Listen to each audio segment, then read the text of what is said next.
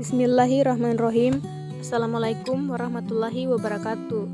Perkenalkan, nama saya Astuti Ina, stambuk L1A1190003. Di sini saya akan menjelaskan tentang organ reproduksi dan pencernaan pada ayam. Reproduksi adalah suatu kemewahan fungsi tubuh yang secara fisiologi tidak vital bagi kehidupan, tetapi sangat penting bagi kelanjutan keturunan suatu jenis atau bangsa hewan. Organ reproduksi ayam jantan terdiri dari testis, epididymis, ductus deferens, dan palus. Testis adalah organ reproduksi primer pada ternak jantan, sebagaimana halnya ovarium pada ternak betina. Testis dikatakan sebagai organ primer karena berfungsi menghasilkan gamet jantan atau spermatozoa. Epididymis merupakan pipa panjang dan berkelok yang menghubungkan vasa deferensia pada testis dengan ductus deferens. Epididymis mempunyai 4 fungsi utama, yaitu pengangkutan, penyimpanan, pemasakan, dan pengentalan. Ductus deferens. Ductus deferens adalah sepasang saluran dari ujung distal caudia masing-masing epididymis yang ujungnya didukung oleh lipatan peritoneum melewati sepanjang korida spermatika. Palus adalah organ kopulasi jantan mempunyai tugas ganda, yaitu pengeluaran urin dan perletakan semen ke dalam saluran reproduksi betina. Penis terdiri dari akar, badan, dan ujung, bebas yang berakhir pada glans penis. Organ reproduksi pada ayam betina terdiri dari ovarium, oviduct, infundibulum, magnum, isthmus, dan vagina. Ovarium adalah organ primer atau esensial reproduksi pada betina, seperti halnya testis pada hewan jantan. Ovari dapat dianggap bersifat endokrin atau sitogenik, menghasilkan sel karena mampu menghasilkan hormon yang akan diserap langsung ke dalam peredaran darah.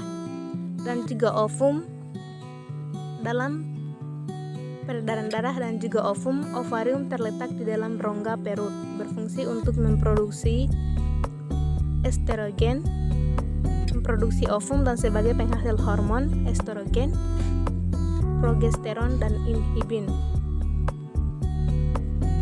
Oviduct merupakan saluran yang bertugas untuk menghantarkan sel telur dari ovarium ke uterus. Oviduct berfungsi menerima sel telur yang diovulasikan oleh ovarium. Transport spermatozoa dari uterus menuju tempat pembuahan, tempat pertemuan antara ovum dan spermatozoa atau fertilisasi. Infundibulum termasuk bagian tuba Fallopi yang letaknya paling ujung dan paling dekat dengan ovarium, berfungsi memudahkan telur masuk dari ovarium ke dalam saluran tuba Fallopi atau oviduct karena fungsi infundibulum menangkap sel telur yang dikeluarkan dari ovarium. Magnum. Magnum merupakan bagian yang paling penting dalam pembentukan telur. Magnum berfungsi sebagai tempat sintesis dan sekresi albumen. Magnum memiliki panjang sekitar 33 cm. Isthmus merupakan organ lanjutan dari magnum. Setelah pembentukan putih telur, dilanjutkan dengan pembentukan selaput telur. Selain itu, fungsi isthmus juga dapat memisahkan putih telur dengan kuning telur selama 1-2 jam, tergantung dengan umur dan juga tingkat kestresan ayam. Selanjutnya, vagina adalah organ reproduksi hewan betina yang terletak di dalam pelvis di antara uterus dan vulva. Vagina memiliki membran mukosa disebut epitel, soliomosa, berstrata yang tidak berkelenjar, tetapi ada pada sapi berkelenjar. Pada bagian kranial dari vagina terdapat beberapa sel mukosa yang berdekatan dengan serviks. Fungsi dari vagina adalah sebagai alat kopulasi dan tempat sperma dideposisikan. Selanjutnya, organ pencernaan pada ayam terdiri dari paru, esofagus, tembolok, proventriculus, ventriculus, usus halus, usus besar, dan kloaka. Paruh adalah struktur anatomi luar unggas yang di samping untuk makan, juga untuk memanipulasi objek.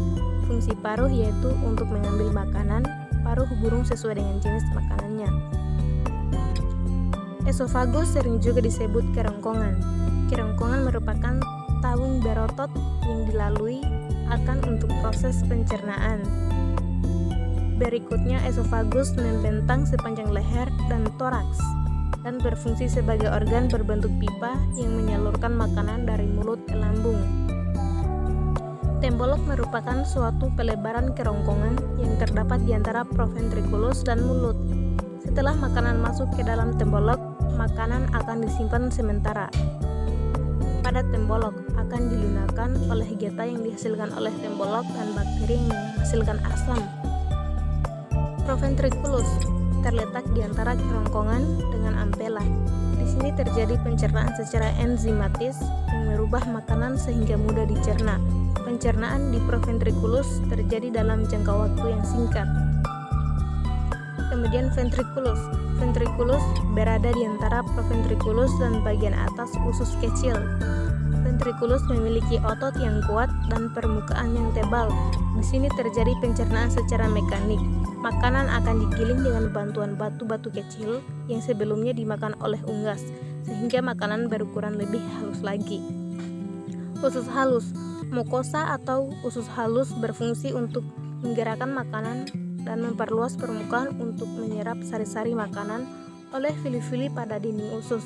Pada usus halus terjadi pencernaan secara enzimatis karena usus dihuni oleh beberapa jenis bakteri penghasil enzim. Usus besar. Usus besar berfungsi merombak sisa-sisa pakan yang tidak tercerna menjadi feses. Terjadi absorpsi kembali air yang banyak pada usus besar yang berguna untuk menambah dan mengatur keseimbangan kandungan air pada tubuh unggas. Terakhir, kloaka. Kloaka merupakan tempat pengeluaran sisa-sisa atau ampas dari pencernaan dan urin. Setelah makanan selesai dicerna, sisa-sisa makanan akan dikeluarkan melalui kloaka, urin akan dikeluarkan bersama feses.